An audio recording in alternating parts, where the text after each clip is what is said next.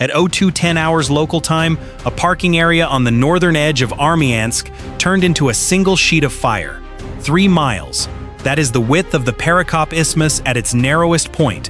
The entire land gateway into Crimea squeezed into a strip you could walk across before breakfast. Parked inside that strip were 50 trucks loaded with fuel and ammunition. When the first fuel tank let go, the fire column climbed roughly 300 feet and was visible from 12 miles out. Those trucks were not caught by accident.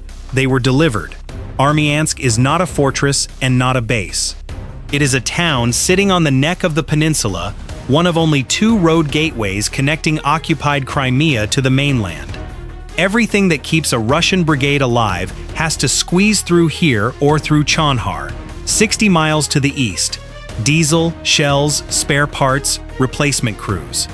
On the night of the strike, the cargo massed outside Armiansk was destined for the Mariupol sector, where Russia's 37th and 64th Motor Rifle Brigades were waiting on it. And the geography allows no improvisation. There is no third road. There is no detour around a 3-mile bottleneck. Whatever moves into Crimea by land moves through one of 2 doors, and both of them were already being watched, which is where the patience begins. Ukraine did not start with Armiansk, it started with Chonhar.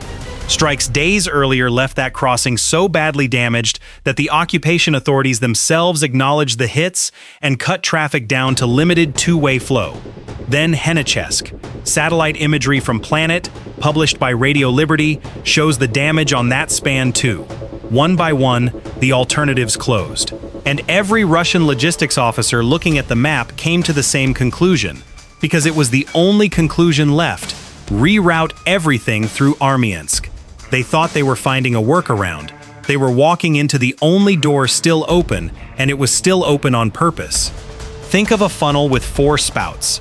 You do not chase what is pouring out of it. You plug 3 spouts and wait beside the 4th, because now you are not tracking the flow anymore. You are deciding where it goes. That is what happened across southern Ukraine over the preceding week.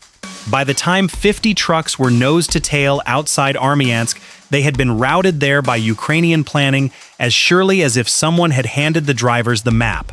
But taking down a bridge with 50 loaded trucks queued behind it is a strange kind of problem, because the bridge was never really the target. The span at Armiansk was not brought down by anything that needed to come home. The weapon that did the work was a Firepoint drone, the FP-1 family, Ukraine's long-range one-way attack UAV. Not a reconnaissance platform, not a loitering munition circling for a target of opportunity. A one-way aircraft with a warhead in the nose and no landing gear worth mentioning, built around a single question: can it reach the coordinates? Its range is measured in hundreds of miles, which means the launch point does not have to be anywhere near the target, and the crew that sends it does not have to be anywhere near the launch point. On paper, that sounds modest. A propeller-driven airframe, subsonic, no stealth shaping, nothing a modern air defense radar should have trouble seeing. On paper, it should be an easy intercept.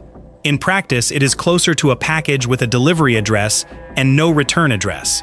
A cruise missile is expensive because it is expected to perform. A reconnaissance drone is expensive because it is expected to come back. Strip out both expectations, and what is left is something you can afford to send in numbers, on a fixed heading, at an altitude low enough that the horizon does most of the hiding for you. It does not maneuver cleverly. It does not need to. It only needs to arrive, and it only needs to arrive once. Which changes the arithmetic for the people trying to stop it. A point defense crew working a low-altitude contact does not get a single decision. It gets a sequence. Detect the return.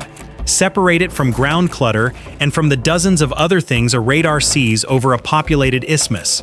Classify it as hostile. Slew the mount. Establish a firing solution. Fire.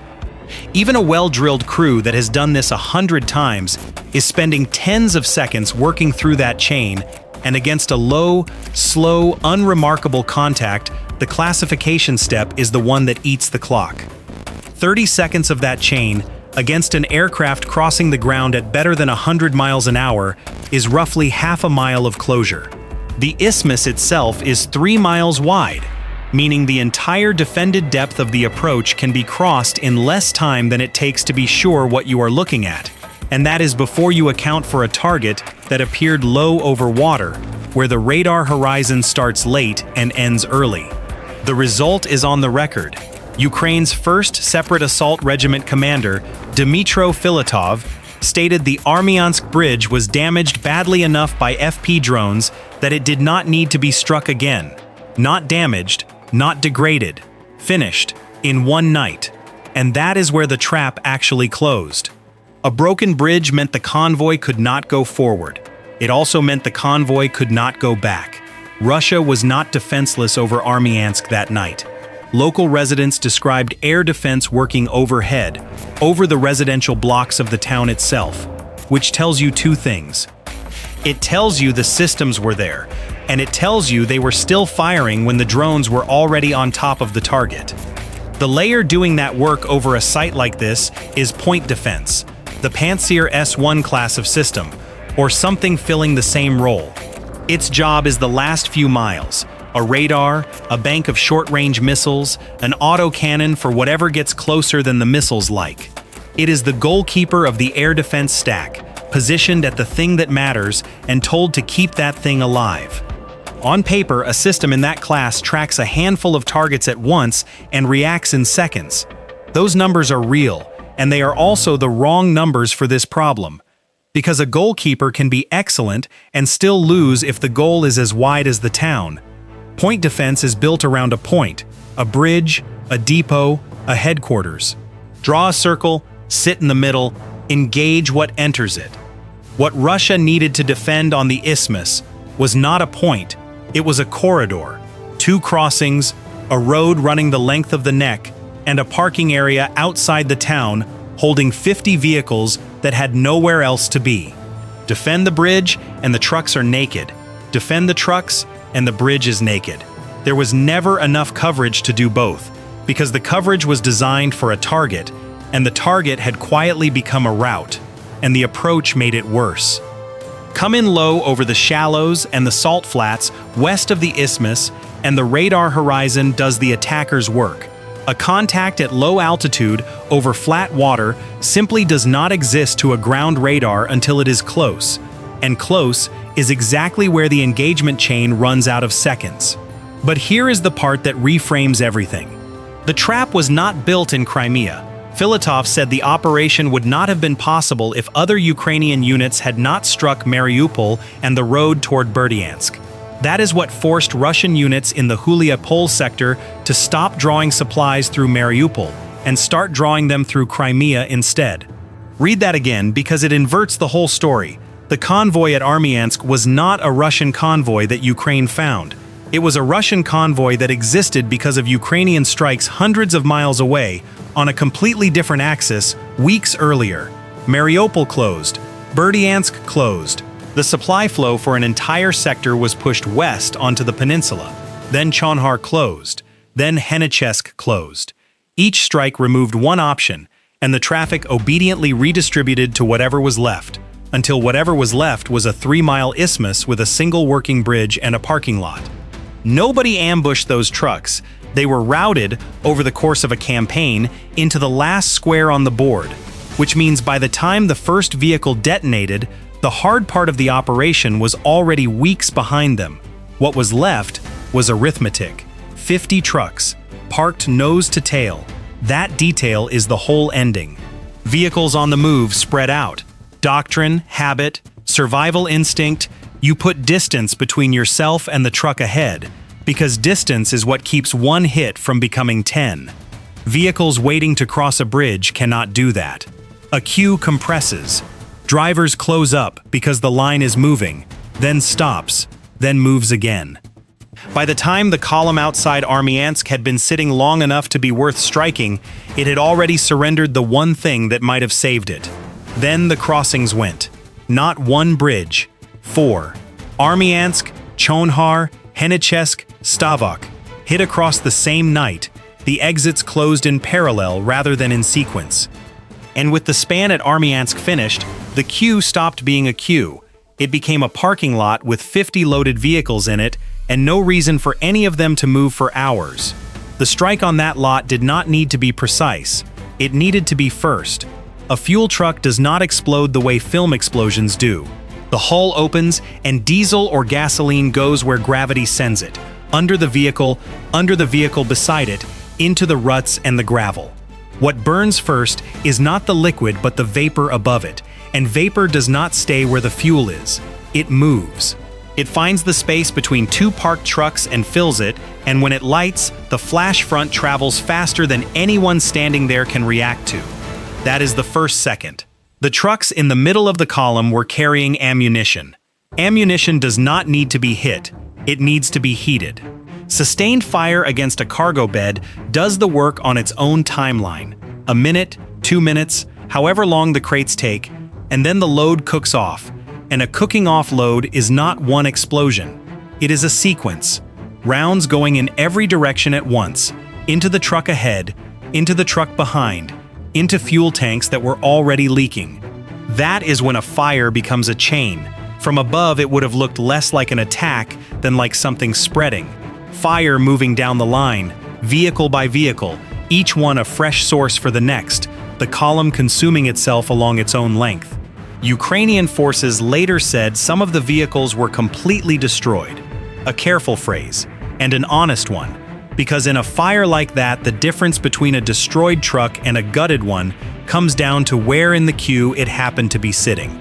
Debris carried into the town, burning fragments damaged residential buildings, and a kindergarten on the northern edge of Armiansk, a consequence of putting a military convoy inside a populated bottleneck, and one worth stating plainly rather than editing out.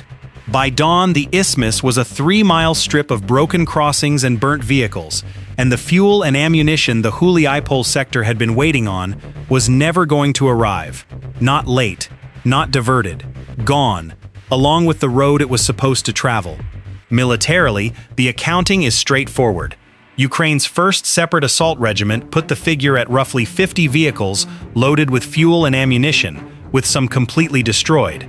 Russia has not published a count of its own. The Armiansk bridge was left out of commission, damaged badly enough that Ukrainian commanders said no follow-up strike was required.